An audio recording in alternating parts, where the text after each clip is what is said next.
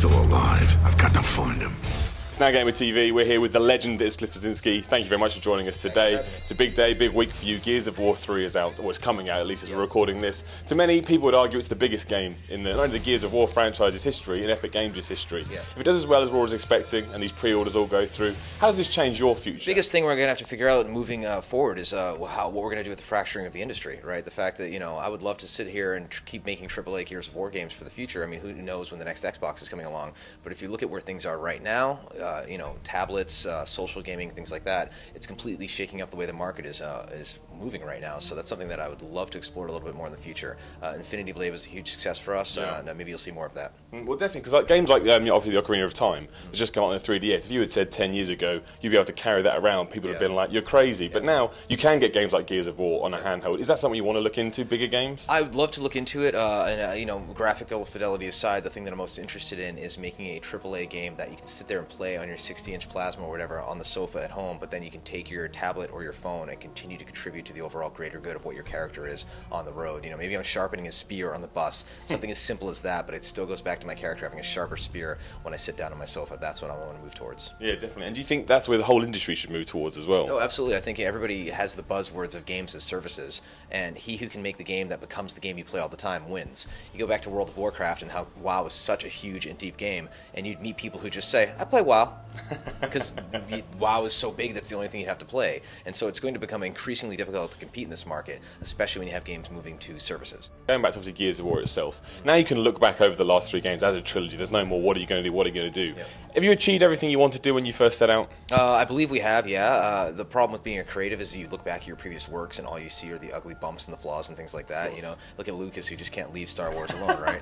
So if I could go back to Gears 1, there's plenty of things I'd tweak. If I go back to Gears 2, there's still a lot of things I'd tweak. Gears 3, it just came out, so I can't really think of a lot right now. Obviously, it's the third in the trilogy as well. And like a lot of games, like Mass Effect's doing it as well, people are seeing the trilogy or the third game in the trilogy as the one to get new players in. Why do you think that is? Why do you think the third one is the game that can bring in new players? Because I think the third time's the charm. The first game is the one that establishes the series. The sequel is the one where people perceive the developer screwed up, and the third game is the one that hits the sweet spot. Because the first game's the game you have, sometimes it's a happy accident, right? Yeah. The second game's the one where like, no, this is the game we really wanted to make, and the fans are like, no, you're doing it wrong, you're ruining it. The third game's the one where you really listen to all the fans and give them exactly what they want. And that's been one of the mantras for the game, is give them what they want. And also, a lot of people have been playing it and saying it's incredibly polished. Do you think you'd have that polish if you didn't have this extra 6 months in development? Absolutely not. Seriously, the biggest blessing we learned was when Microsoft decided to shift it to September. So if we ever do another game with them, it'd be great for them to have like the fake release date, so that later we're like, oh, we got an extra 6 months, sweet. Because Beast Mode wouldn't have happened, the dedicated servers, who knows, the beta definitely wouldn't have happened, and it wouldn't be the polished game you see today.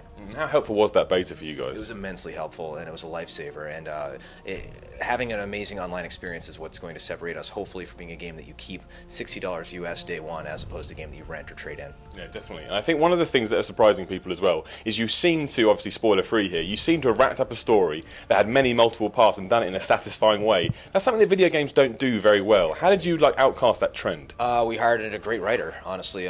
We've had very, very good writers in our previous games, but Karen Travis understands these characters better than anybody I've ever worked with. I mean, she writes the novels. She can write a Gears novel in a month if you ask her. And she knows what Baird would say in any given situation, Dom, Marcus, the whole squad. And there's a lot of plot lines out there. I mean, the game actually has, I think, over 90 minutes of cutscene moments in it. But hopefully we try and keep them all brief and to the point, with the exception of the key emotional ones. And resolve a lot of it with I don't really think we completely solve everything completely. There's still a couple little things out there, but if you go to the Gearsopedia, people kind of piece it all together, and that's what you kind of want to do with the narrative now, is let the internet solve it for you. And will you miss this storyline? Oh, absolutely. I get a little misty-eyed in the final cutscene, right? It's one of those things that's, I don't know if it's because we've been working on the franchise for so long, but I still watch it and it gets me a little bit.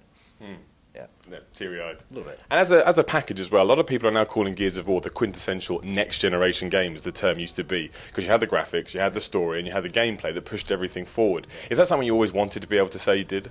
Honestly, we were just trying to make some fun shit. And we just, happened to stumble onto a great publishing partner that saw the vision, and they decided to get behind it and market it and help us make a better game. And here we are at the third game, thankfully hitting that really, really sweet spot between narrative, gameplay, and graphics. Now, obviously, Gears of War 4, or whatever comes next, is not something we're talking about today. But personally, as a game developer who's been doing it for some time, where would you like to see the franchise go now? In order for us to maintain interest in the franchise, if we were to work on future iterations, I believe we need to put things in the franchise to keep it fresh for us, which would be things that would keep it fresh for gamers.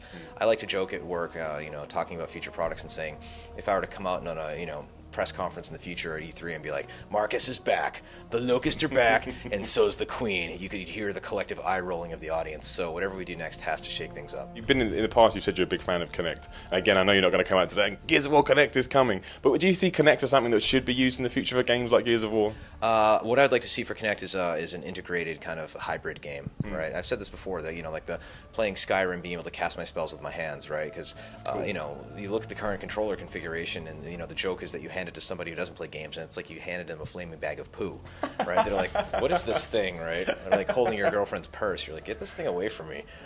So if we were to, maybe take a couple buttons off the controller and then encourage players to use some hands-free or voice recognition, and also tweak it so it works consistently. And over the 3 games, what for you was your favourite moment?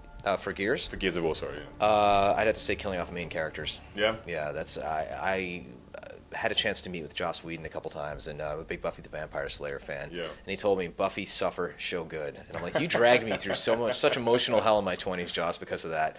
And I realized, Marcus, suffer, Gears good.